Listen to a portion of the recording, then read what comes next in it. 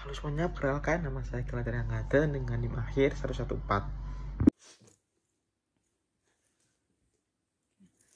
Perkenalkan, nama saya Khalifatul Mukarromah dengan NIM akhir 116.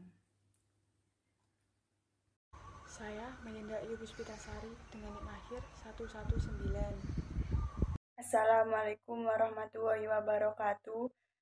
Perkenalkan, nama saya Dita Rahmania Widyastia, NIM akhir 125, sebagai pemateri 1 yang membahas tentang pengertian sosiologi dan hubungan dengan pendidikan, serta pengertian antropologi dan hubungannya dengan pendidikan.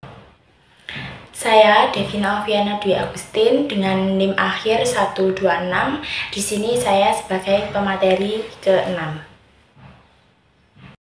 Perkenalkan, nama saya Silviola Puspita Ambarsari, NIM 139 sebagai pemateri kedua.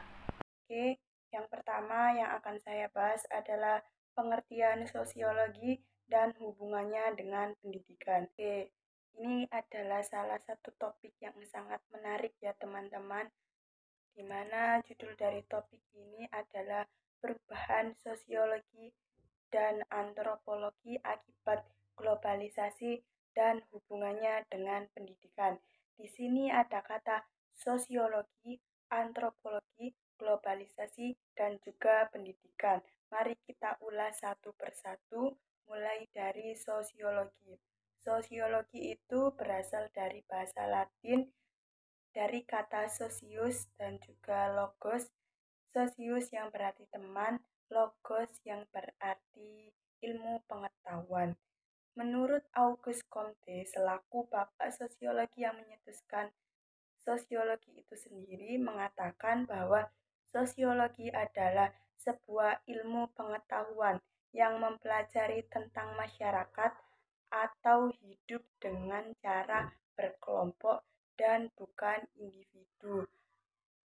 Jadi sosiologi sendiri dapat disimpulkan sebagai ilmu yang mempelajari tentang adanya interaksi atau hubungan antar manusia yang satu dengan manusia yang lainnya. Jadi dapat kita simpulkan bahwa sosiologi adalah suatu ilmu yang mempelajari tentang interaksi yang dilakukan oleh manusia satu dengan manusia yang lainnya. Pada ilmu sosiologi ini ternyata juga memiliki hubungan dengan pendidikan atau dapat kita sebut dengan sosiologi pendidikan. Apa sih topik kajian pada sosiologi pendidikan ini? Kajian tentang sosiologi pendidikan adalah masyarakat yang di dalamnya terdapat proses atau interaksi sosial dalam hubungan dengan pendidikannya. Jadi dapat disimpulkan bahwa dalam suatu instansi pendidikan itu terdapat sebuah interaksi. Contohnya adalah interaksi antara guru dengan dan siswa. Di sini dapat dikatakan interaksi guru dengan siswa ini adalah interaksi antara individu dengan kelompok. Oke, pada materi yang kedua ini saya akan membahas pengertian antropologi dan hubungannya dengan pendidikan. Apa sih ilmu antropologi itu? Antropologi berasal dari bahasa Yunani yang berasal dari kata antro yang berarti manusia dan logos yang berarti ilmu pengetahuan. Menurut Arigono Suyono, bahwa antropologi adalah suatu ilmu yang berusaha mencapai pengertian tentang makhluk manusia dengan mempelajari aneka warna, bentuk fisik, kepribadian masyarakat, serta kebudayaan. Jadi dapat disimpulkan ilmu antropologi ini mempelajari tentang proses transformasi pola kehidupan manusia yang ditinjau dari segi perilaku, budaya, dan lain sebagainya. Jadi terdapat perbedaan antara ilmu sosiologi dengan ilmu antropologi.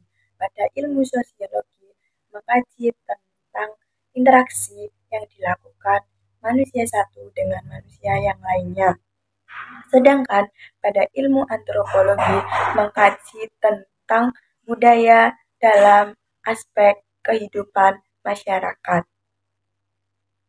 Dalam ilmu antropologi ini juga memiliki hubungan dengan pendidikan, atau bisa kita sebut dengan antropologi pendidikan, yang mengkaji tentang praktik dan perspektif pendidikan dalam konteks budaya, menekankan keberagaman budaya, hubungan antar budaya dan pendidikan, serta analisis budaya di berbagai level. Singkatnya, antropologi pendidikan memahami pendidikan melalui perspektif budaya. Sebagai contoh, bagaimana nilai-nilai budaya, norma, dan keyakinan mempengaruhi cara belajar siswanya. Itu saja materi dari saya selaku pemateri 1. Untuk berikutnya saya kembalikan ke moderator. Saya akan menjelaskan tentang perubahan sosiologi akibat globalisasi dalam bidang pendidikan. Pandemi COVID-19 memaksa perubahan drastis dalam kehidupan masyarakat yang menyebabkan aturan mengurangi aktivitas di luar rumah dan melakukan segala aktivitas di rumah atau sering disebut work from home, termasuk juga dalam hal pendidikan. Pembelajaran yang awalnya tatap muka beralih daring. Kondisi tersebut secara sosiologis disebut dengan culture shock, yaitu goncangan kebudayaan yang disebabkan adanya perubahan lingkungan bagi orang tua dan guru.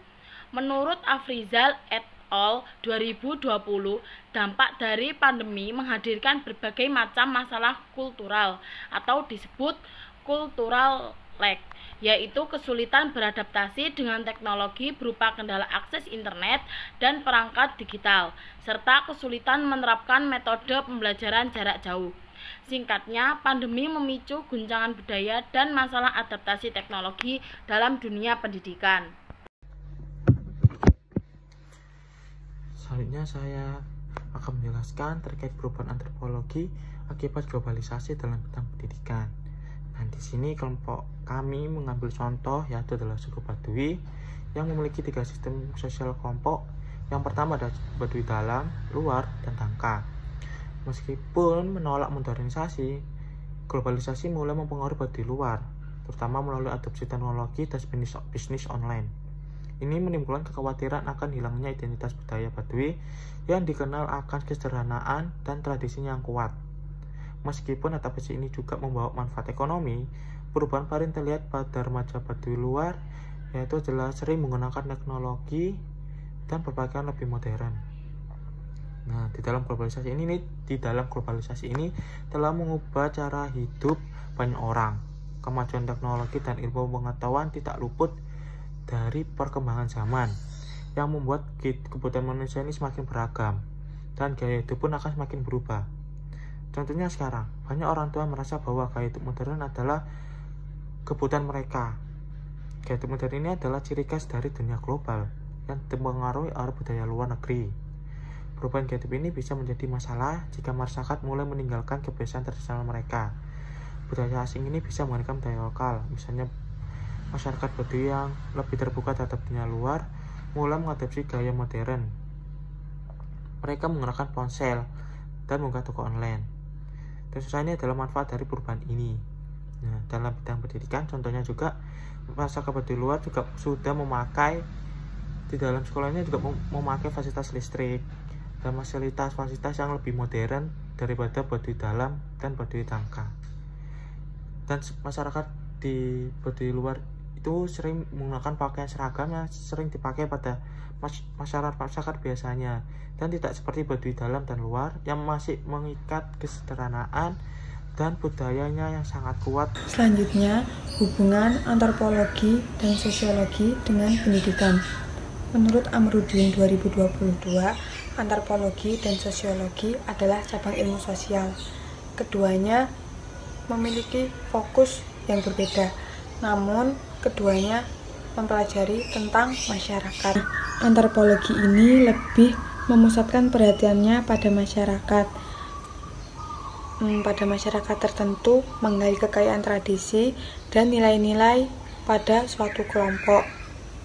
Lalu sosiologi lebih fokus pandangannya pada masyarakat luas, meneliti dinamika kehidupan sosial, interaksi antar individu, dan struktur kehidupan masyarakat.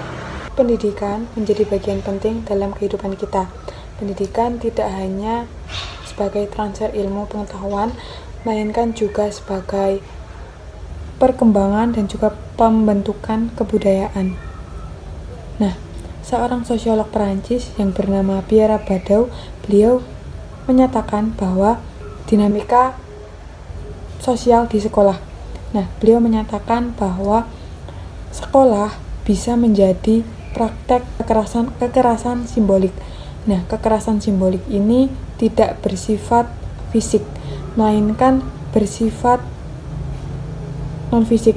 Contohnya seperti dominasi budaya atau nilai-nilai pada suatu kelompok tertentu. Suatu kelompok tertentu yang lebih domain.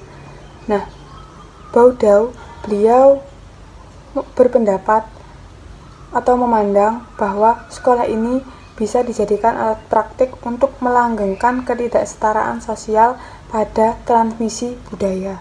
Namun, di luar konteks pendapat ahli sosiolog dari Perancis tersebut, pendidikan juga memberi kita pengetahuan tentang apa itu budaya, macam-macam budaya, lalu cara menghormati budaya, melestarikan budaya.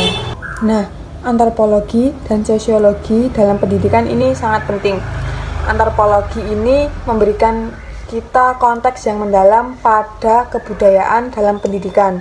Sedangkan sosiologi memberikan kita kerangka berpikir untuk kita dapat menganalisis struktur sosial pada pendidikan. Dengan menggabungkan dua perspektif ini, antropologi dan juga sosiologi, kita dapat mengembangkan pendekatan yang holistik dan juga efektif, yang tidak hanya berfokus pada transfer pengetahuan atau ilmu, melainkan juga mengembangkan tentang keterampilan sosial, emosional, dan juga kebudayaan. Sosiologi menjelaskan bagaimana struktur sosial dan faktor-faktor seperti kelas, gender, dan etnisitas mempengaruhi pendidikan, serta bagaimana pendidikan membentuk masyarakat. Sosiologi memiliki peran penting dalam pendidikan karena berfungsi untuk menganalisis interaksi sosial dan dampak pendidikan terhadap masyarakat yang mempelajari struktur dinamika dari masalah pendidikan melalui pendekatan sosiologis. Antropologi pendidikan fokus pada bagaimana budaya dan latar belakang peserta didik mempengaruhi pembelajaran. Antropologi memiliki peran yang sangat penting dalam dunia pendidikan, terutama dalam konteks keanekaragaman budaya Indonesia yang mencakup berbagai suku, agama, budaya, dan juga adat istiadat. Di sini saya akan menjelaskan mengenai dampak dari hubungan perubahan antropologi dan sosiologi dengan pendidikan. Sosiologi dapat membantu guru untuk menanamkan karakter dan memahami peserta didik serta membantu menciptakan lingkungan belajar yang baik, aman, dan nyaman. Sosiologi pendidikan itu sendiri terfokus pada interaksi yang dilakukan oleh peserta didik dalam membentuk hubungan yang positif. Sedangkan antropologi penting untuk pendidikan di Indonesia yang memiliki keberagaman budaya dan untuk menyesuaikannya dengan adanya perubahan dari suatu kebudayaan. Sedangkan antropologi pendidikan itu sendiri terfokus pada penekanan pemahaman akan suatu nilai dan suatu kebudayaan. Adapun dampak dari hubungan perubahan antropologi dan sosiologi dengan pendidikan, yang pertama ada membangun hubungan baik peserta didik dengan cara menerapkan sikap jujur, disiplin, tanggung jawab, peduli, gotong royong, dan kerjasama. Yang kedua, yaitu memecahkan masalah sosial. Peserta didik mampu mencari jalan keluar dari setiap masalah yang dihadapi saat sedang melakukan suatu interaksi sosial dalam lingkungan masyarakat maupun di lingkungan sekolah. Yang ketiga, yaitu mengembangkan kepribadian baik. Perubahan antropologi dan sosiologi dengan pendidikan juga berdampak untuk membentuk kepribadian yang baik berdasarkan nilai, norma, dan budaya untuk menciptakan keberagaman dalam kehidupan masyarakat dan menyelesaikan suatu permasalahan yang muncul atau timbul dikarenakan adanya perbedaan. Dampak yang keempat yaitu memahami keberagaman budaya. Dengan kita memahami keberagaman budaya, pendidik akan menjadi lebih peka atau tahu terhadap kebutuhan yang dibutuhkan oleh peserta didik, sehingga kedepannya dapat memperkuat hubungan individu, masyarakat, dan lingkungan. Sedangkan yang kelima yaitu menumbuhkan rasa kebangsaan pada diri setiap peserta didik di lingkungan masyarakat.